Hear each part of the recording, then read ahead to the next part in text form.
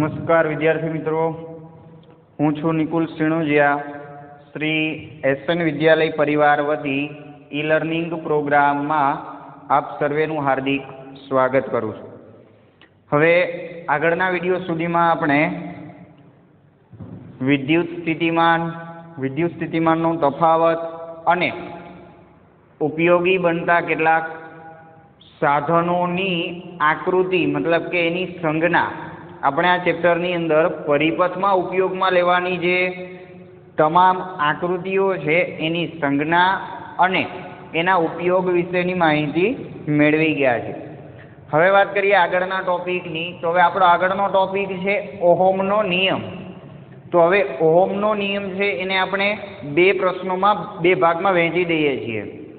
તો હવે એમાંનો પહેલો પ્રશ્ન કંઈક એવો બને છે કે ઓહમનો નિયમ ચકાસવો, અથવા તો એ જ પ્રશ્ન એમ પણ પૂછી શકાય કે વોલ્ટેજ V અને વિદ્યુત પ્રવાહ I વચ્ચેનો સંબંધ ચકાસો, અથવા એમ કહીએ કે વોલ્ટેજ V અને વિદ્યુત પ્રવાહ I વચ્ચેનો સંબંધ દર્શાવતો ઓહમનો પ્રયોગ સમજાવો. તો આ પ્રશ્ન છે એ 2 કે 3 માર્ક માટે 3 માર્ક માટે યોગ્ય પ્રશ્ન છે, અને આમાંથી 2 માર્કના પ્રશ્ન તરીકે પણ આમાંથી કોઈ પણ કટકો પણ પૂછી શકાય છે. તો ચાલો હવે પહેલાં તો આપણે જોઈએ કે આ નિયમ શું કહેવા માંગે છે, કે એમને શેના માટે આ નિયમ કે પ્રયોગ છે એ કરેલો છે. તો હવે પહેલું જ આપણને અહીંયા પ્રશ્ન પરથી જ ખ્યાલ આવે છે કે વોલ્ટેજ V અને વિદ્યુત પ્રવાહ I આ બે વચ્ચે ખરેખર પરિપથની અંદર શું સંબંધ રહેલો છે એ આપણે જાણવાનો છે. તો હવે એ સંબંધ શું છે એ જાણવા માટે એ વૈજ્ઞાનિકે 1-2 પ્રયોગો કરેલા છે, અને એ પ્રયોગો પરથી એમના જે અવલોકનો મળેલા એના પરથી એમને એ સંબંધ મેળવે છે. તો ચાલો જોઈએ કે એ પ્રયોગ શું છે અને એમની ચકાસણી કે એ બે વચ્ચેનો સંબંધ કઈ રીતે એમને ચકાસેલો છે એની વાત કરીએ. તો પ્રયોગ માટે જરૂરી એવા કેટલાક સાધન સામગ્રી કે પદાર્થોની જે જરૂર પડે છે પેલા આપણે એની નોટ કરી લઈએ.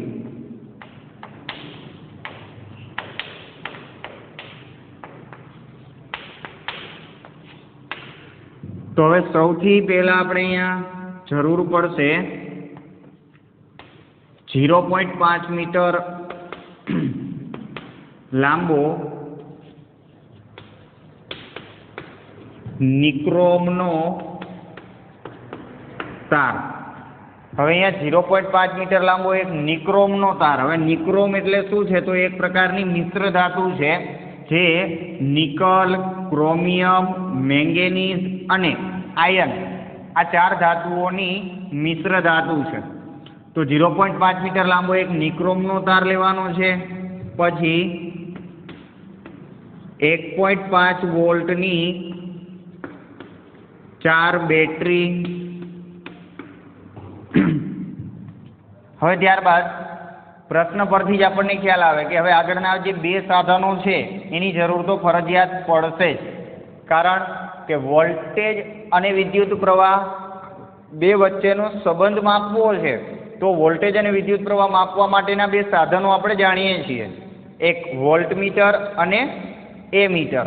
તો એની પણ આપણે અહીંયા જરૂર પડશે, તો એ પણ લઈ લઈએ.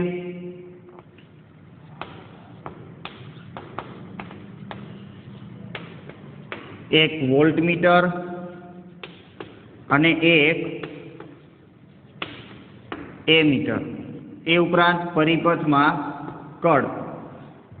હવે આટલી સાધન સામગ્રી બાદ હવે આ પરિપથની અંદર ખરેખર આ બે વચ્ચેનો સંબંધ તપાસવા માટે પરિપથ કઈ રીતે તૈયાર કરવામાં આવેલો છે એની આકૃતિ આપણને ટેક્સ્ટબુકમાં આપેલી છે.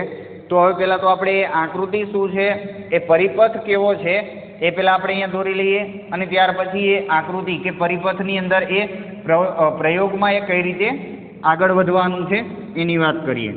તો પહેલાં તો આપણે પરિપથ જોઈ લઈએ.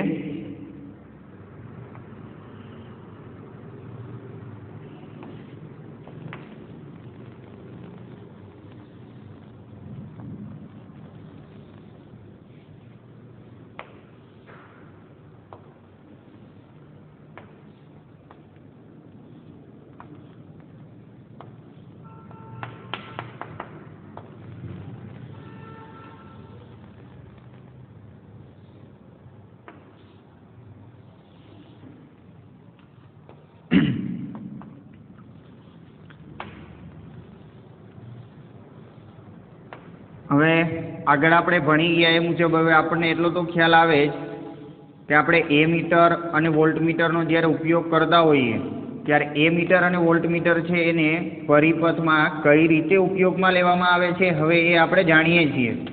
કારણ કે એ મીટર છે એને પરિપથની અંદર શ્રેણીમાં જોડવામાં આવે છે અને જ્યારે વોલ્ટમીટર છે તો વોલ્ટમીટરને પરિપથમાં સમાંતરમાં જોડવામાં આવે છે.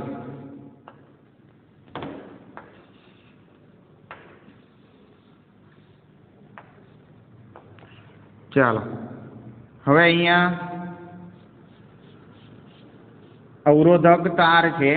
હવે શ્રેણીમાં જોડાણ કરેલું છે તો આ આપણું એ મીટર છે જેનો પ્લસ અને માઇનસ મતલબ કે ધન છેડો છે એ બેટરીના ધન છેડા સાથે અને ઋણ ધ્રુવ છે એ બેટરીના ઋણ ધ્રુવ સાથે. આવી જ રીતે વોલ્ટમીટરની વાત કરીએ તો એમાં પણ આવી જ રીતે પ્લસ માઇનસ. હવે અહીંયા છે આ આપણી કળ.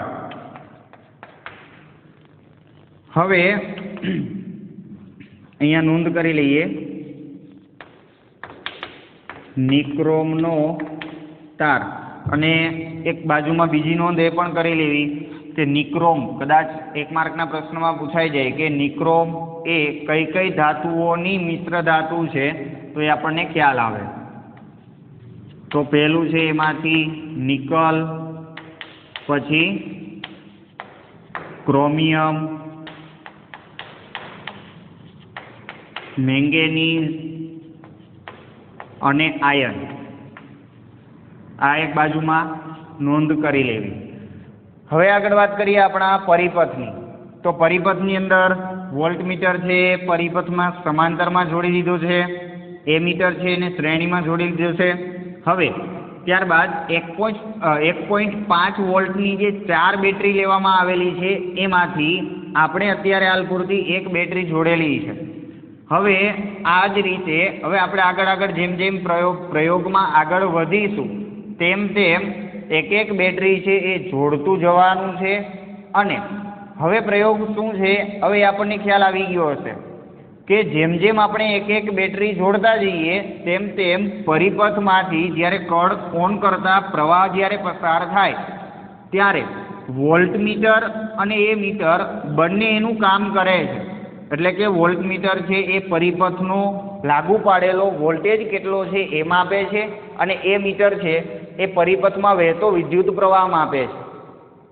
તો હવે એ બંને કેટલું માપ દર્શાવે છે એ માપ આપણે બાજુમાં નોંધ કરવાની.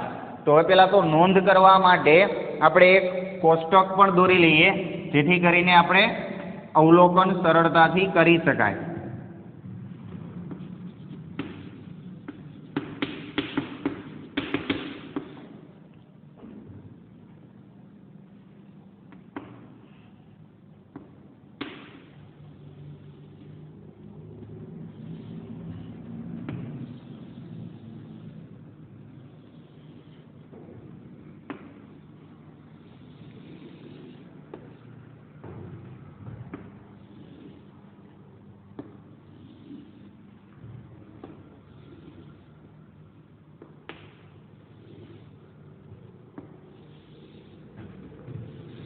ચાલો હવે અહીંયા આપણી પાસે 4 બેટરી છે તો આપણે 4 અવલોકનો કરવાના છે. એટલે કે પહેલાં તો આપણે અહીંયા નોંધ કરી લઈએ બેટરીની સંખ્યા. જેમ જેમ બેટરીની સંખ્યા ઉમેરતા જઈએ તેમ તેમ તેમાં ફેરફાર થશે. વોલ્ટેજ V, ત્યારબાદ પરિપથમાં લાગુ પાડેલ વિદ્યુત પ્રવાહ I અને અંતે વોલ્ટેજ અને વિદ્યુત પ્રવાહ બંનેની કિંમત જે મળે છે એનો ગુણોત્તર. હવે તો ચાલો આપણી પાસે હવે અવલોકન કોષ્ટક પણ તૈયાર છે. તો હવે આ ઓમ નામના વૈજ્ઞાનિકે આ પરિપથની અંદર વોલ્ટેજ અને વિદ્યુત પ્રવાહ તપાસવા માટે શું કરેલું છે તો કે 1.5 વોલ્ટની એક બેટરીને જોડી અને કળ ઓન કરવામાં આવે ત્યારે વિદ્યુત પ્રવાહ બેટરીના ધન છેડાથી ઋણ મતલબ કે ધન ધ્રુવથી ઋણ ધ્રુવ તરફ ગતિ કરે છે અને આ રીતે પરિપથમાં વિદ્યુત પ્રવાહ છે એ વહન પામે છે. તો કે જેવો વિદ્યુત પ્રવાહ છે એ પરિપથમાં વહન પામે કે તરત જ વોલ્ટમીટર અને એ મીટર બંને પોતપોતાનું કામ કરે છે. એટલે કે વોલ્ટમીટર છે એ પરિપથને લાગુ પાડેલો વોલ્ટેજ દર્શાવે છે અને એ મીટર વિદ્યુત પ્રવાહ દર્શાવે છે. તો હવે જો આપણે અહીંયા નોંધ કરતા જઈએ દરેકે દરેકની તો શું મળે છે? તો સૌથી પહેલું આપણે અવલોકન કરીએ કે પહેલું અવલોકન જ્યારે બેટરી, તો એક બેટરી જ્યારે પરિપથમાં જોડવામાં આવે છે ત્યારે, એટલે કે હવે એક બેટરી છે કેટલા વોલ્ટની છે? 1.5 વોલ્ટની.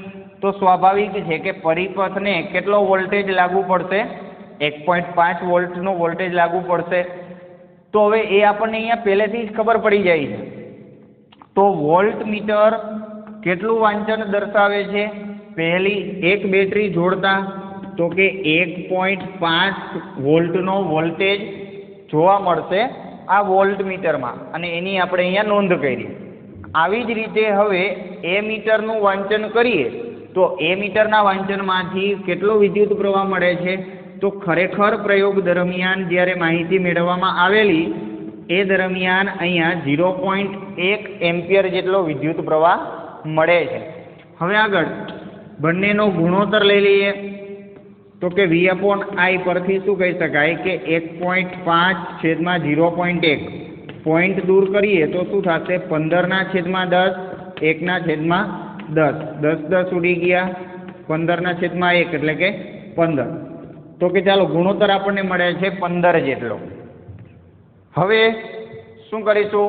તો કે પરિપથમાં વળી પાછી 1.5 વોલ્ટની એક બેટરી ઉમેરીએ. તો ચાલો જોઈએ. તો કે હવે બીજી બેટરી ઉમેરવામાં આવે ત્યારે તો હવે ફરી પાછું એ જ રીતે અવલોકન કરવાનું છે. તો હવે વિચારો કે 1.5 વોલ્ટની એક બેટરી છે. હવે બે બેટરી જોડતા કુલ વોલ્ટેજ કેટલો મળશે? તો વોલ્ટમીટર છે એ કેટલો વોલ્ટેજ દર્શાવશે? 3 વોલ્ટનો. તો હવે અહીંયા આપણે આપણું બીજું અવલોકન જોઈએ તો કે બેટરીની સંખ્યા કેટલી છે? 2. વોલ્ટેજ કેટલો મળે છે? તો વોલ્ટમીટરનું અવલોકન કરતા 3 વોલ્ટનો વોલ્ટેજ આપણને જોવા મળે છે. તો હવે સાથે સાથે એ મીટરનું વાંચન કરીએ તો એ મીટરના વાંચનમાં આપણને 0.2 એમ્પિયર જેટલો વિદ્યુત પ્રવાહ જોવા મળે છે. હવે વાત કરીએ બંનેના ગુણોત્તરની. તો બંનેનો ગુણોત્તર ખાલી વિચારી જુઓ કેટલો થાય છે?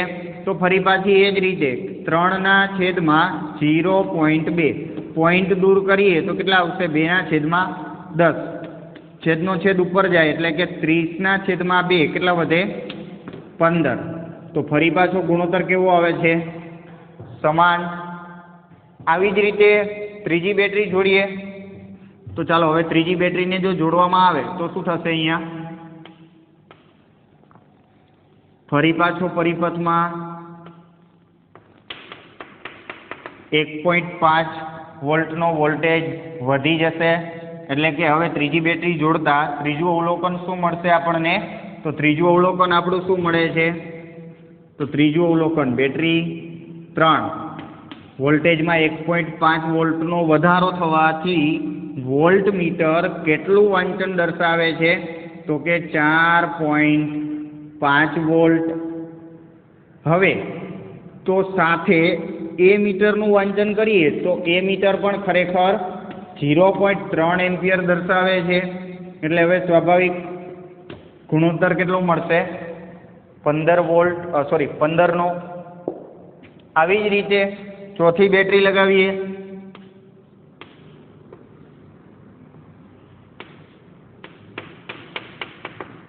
તો હવે આ 4 બેટરી છે એ આપણે લગાવી દીધી.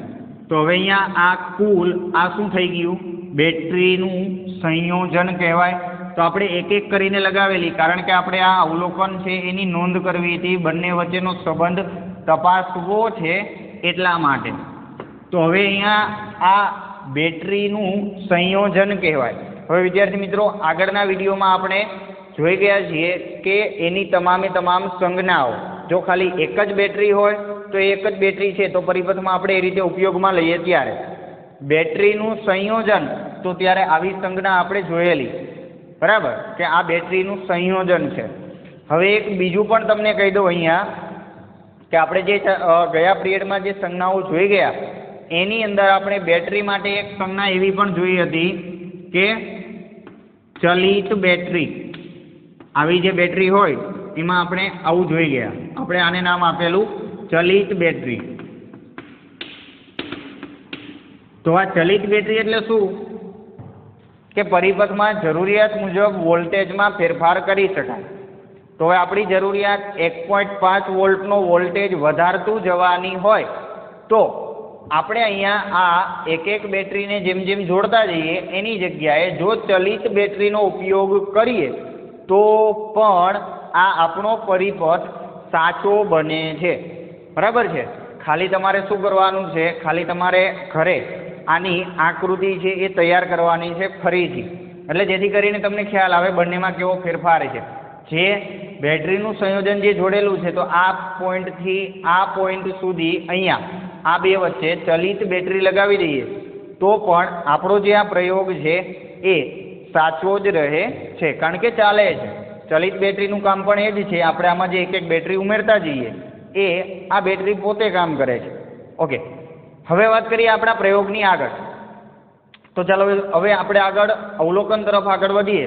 તો આપણું અવલોકન જે છે એ શું છે, તો આપણે આગળના અવલોકનમાં જોઈએ તો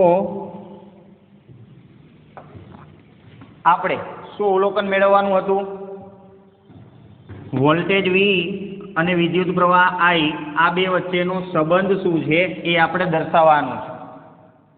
તો બંનેના 4 જેટલા રીડિંગ આપણી પાસે છે. ચાલો એમાં પહેલા તો ચોથું રીડિંગ બાકી છે એ લખી લઈએ. એટલે કે હવે જો ચોથી બેટરી જોડવામાં આવે ત્યારે બેટરીની સંખ્યા કેટલી છે 4. વોલ્ટેજ કેટલો થશે તો વળી પાછું આમાં 1.5 વોલ્ટનો વધારો, એટલે કે વોલ્ટ મીટર આપણને કેટલો વોલ્ટેજ દર્શાવશે 6 વોલ્ટનો વોલ્ટેજ. ત્યારબાદ વિદ્યુત પ્રવાહ કેટલો મળશે તો કે 0.4 એમ્પિયરનો, અને ફરી પાછું ગુણોત્તર તો એટલો જ રહે છે. હવે આ 4 અવલોકનો આપણને મળી ગયા. હવે એમાંથી વોલ્ટેજ અને વિદ્યુત પ્રવાહ વચ્ચેનો સંબંધ તપાસવો છે. તો સંબંધ તપાસવા માટે આપણે શું કરીએ છીએ તો કે સંબંધ તપાસવા માટે આપણી પાસે બંનેના આંકડાકીય માહિતી છે. તો આંકડાકીય માહિતી પરથી આપણને આલેખ બનાવતા કે આલેખ દોરતા આવડે છે. તો હવે આપણે જો આલેખ દોરીએ, મતલબ કે આપણે કોનો આલેખ દોરીશું તો કે I વિરુદ્ધ V નો આલેખ. એટલે કે આલેખ પરથી પણ આપણને ખબર પડે કે ખરેખર શું માહિતી મળે છે. તો ચાલો પહેલા તો આલેખ તૈયાર કરીએ.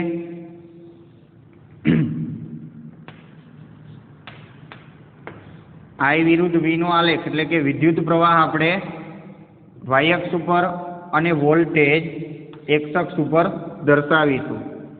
હવે અહીંયા લખવું હોય તો આપણે જે આગળ તમે આલેખ દોરતા તો તમે શીખી ગયા છો એટલે ખ્યાલ હશે કે 1 સેમી બરાબર x અક્ષ ઉપર 1 સેમી બરાબર શું લેવામાં આવે છે તો કે 1.5 વોલ્ટ, અને આવી જ રીતે y અક્ષ ઉપર 1 સેમી બરાબર કેટલો વિદ્યુત પ્રવાહ લેવામાં આવે 0.1 એમ્પિયર. તો આ રીતે માહિતી નોંધ કરી શકાય. 1.5 વોલ્ટ, 3, 4.5 અને 6. આવી જ રીતે 0.1, 0.2, 0.3 અને 0.4.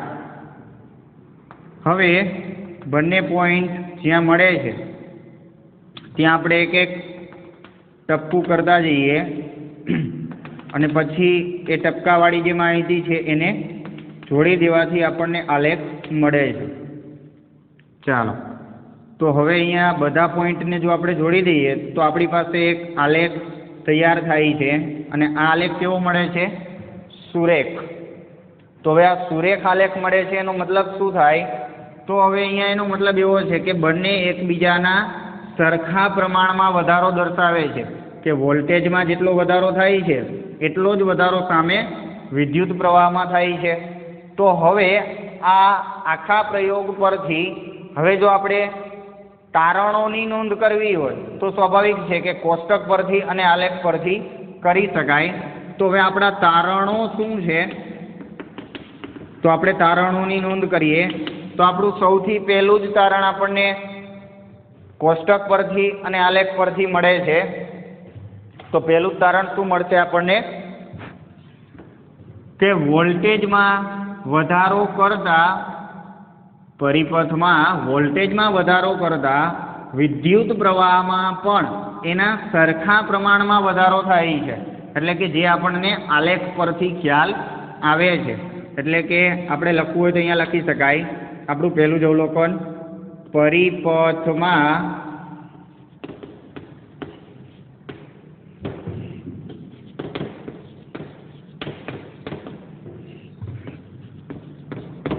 પરિપથમાં વોલ્ટેજમાં વધારો કરતા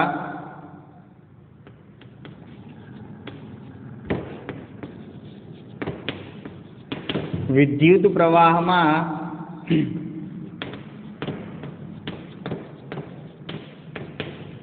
તેના સમપ્રમાણમાં વધારો થાય છે.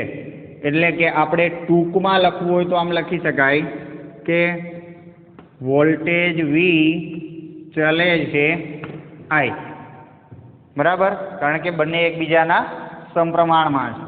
હવે ત્યારબાદ બીજું અવલોકન નોંધીએ. તો બીજું અવલોકન આપણો આલેખ, કે આપણને આ આલેખ કેવો મળે છે, સુરેખ. એટલે કે આઈ વિરુદ્ધ વી નો આલેખ સુરેખ મળે છે. જે પણ એ જ બાબતની સાબિતી આપે છે કે બંને એકબીજાના સમપ્રમાણમાં છે. ત્રીજું અવલોકન બંનેનો ગુણોત્તર. તો હવે દરેક વખતે ગુણોત્તર કેવો મળે છે, અચળ, મતલબ કે સમાન રહે છે.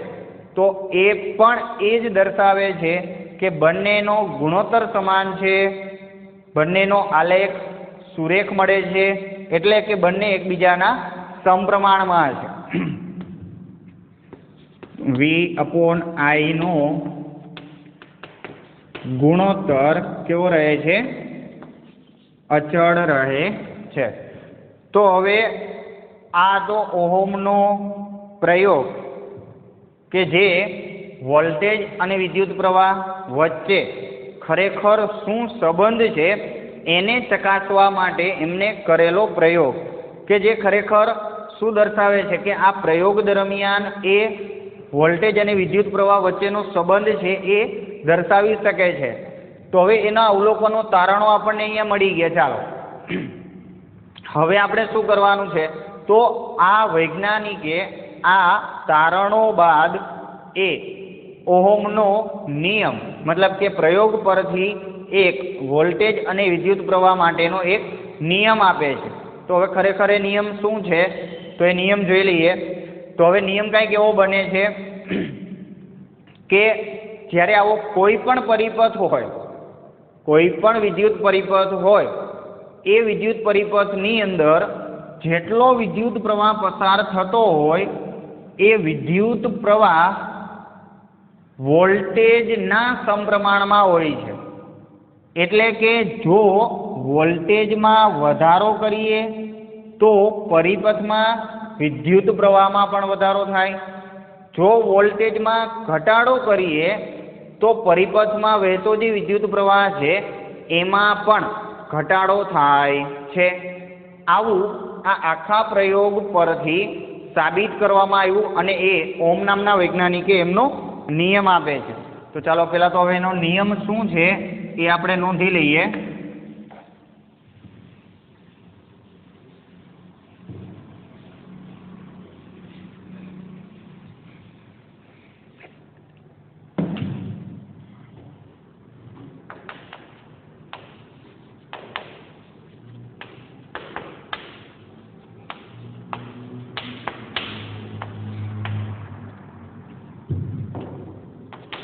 તો હવે આ નિયમ ક્યારે લાગુ પડે, કે જ્યારે પરિપથ પૂર્ણ હોય અને એવી પરિસ્થિતિ હોય કે જ્યારે પ્રવાહ વહેતો હોય એ દરમિયાન. તો હવે એ જે ઘટના છે એને એમ કહેવાય કે નિશ્ચિત ભૌતિક પરિસ્થિતિમાં. તો હવે અહીંયા આપણે લખીએ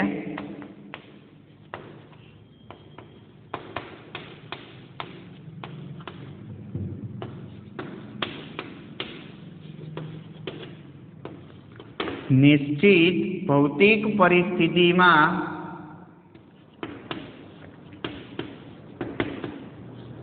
વાહકમાંથી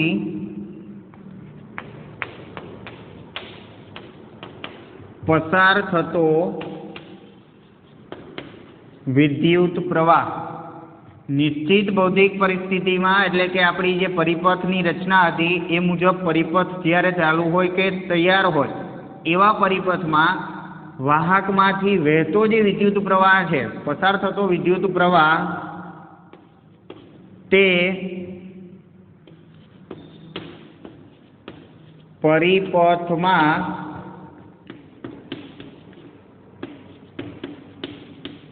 લાગુ પાડેલા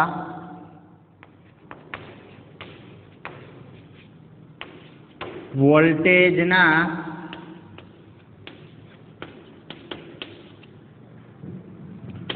સમપ્રમાણમાં હોય છે. તો આ થઈ ગયો ઓહમનો નિયમ, જે એમને પ્રયોગ દ્વારા આપેલો છે. અને આના પરથી આપણે વોલ્ટેજ અને વિદ્યુત પ્રવાહ એટલે કે વોલ્ટેજ V અને વિદ્યુત પ્રવાહ I માટે હવે શું કહી શકાય? તો બંને એટલે કે I ચલે છે V, બંને એકબીજાના સમપ્રમાણમાં છે તેવું કહી શકાય. તો હવે આ હતી વાત ઓહમના નિયમની ચકાસણી કરવાની અને I અને V વચ્ચેના સંબંધને તપાસવા માટેની. તો આના પરથી ચાલો આપણને ઓહમનો નિયમ શું છે એ મળી ગયો. હવે તો આજના વિડીયોમાં બસ આટલું જ. હવે ઓહમના નિયમ પરથી હવે ઓહમનો નિયમ જણાવી તેનો SI એકમ, સૂત્રો અને ઓહમના નિયમની ઉપયોગિતાઓ શું છે એના વિશેની ચર્ચા આપણે આગળના વિડીયોમાં કરીશું. નમસ્કાર.